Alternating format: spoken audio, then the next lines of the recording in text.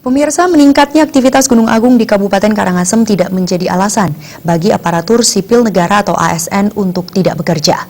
Menunaikan tugas sebagai ASN wajib dilakukan demi memberikan pelayanan kepada masyarakat. Gubernur Bali Made Mangkupastika sempat menyindir beberapa ASN di lingkup pemerintah Kabupaten Karangasem yang mondar-mandir di wilayah Denpasar. Menindaklanjuti hal tersebut, Wakil Bupati Karangasem Wayan Artadipa menginstruksikan ASN di Pemkab Karangasem untuk memberikan pelayanan ekstra kepada masyarakat. Ia menginstruksikan dan mewajibkan pegawai yang lingkup kantornya di Kota Amlapura untuk segera kembali ke posnya masing-masing dan mulai beraktivitas seperti biasa. Hal tersebut diungkapkan saat Wabub Artadipa memantau kondisi para pengungsi di Desa Tembok Tejakula. Pihaknya juga mengklaim dalam apel kehadiran ASN mencapai 85%. Bagi yang tidak menuruti instruksi tersebut, sanksi tidak menerima gaji siapa nanti.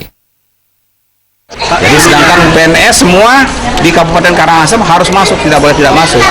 Karena kita sebagai pelayan, kalau nanti pelayanan publik misalnya macet, kan tidak bisa kita berbuat. Ada sanksi, Pak? Ya tentu menurut Pak Gubernur kemarin kalau perlu tidak bayar gaji, ya. Kalau perlu tidak perlu dibayar gajinya. Saya rasa tadi sudah saya apelkan semua. Saya ngambil apel pagi, setelah apel baru sini.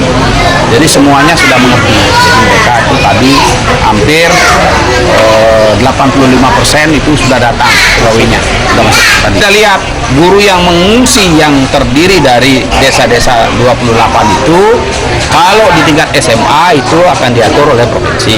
Kalau di tingkat SMP kita koordinasi dengan kabupaten kota di mana mereka mengungsi.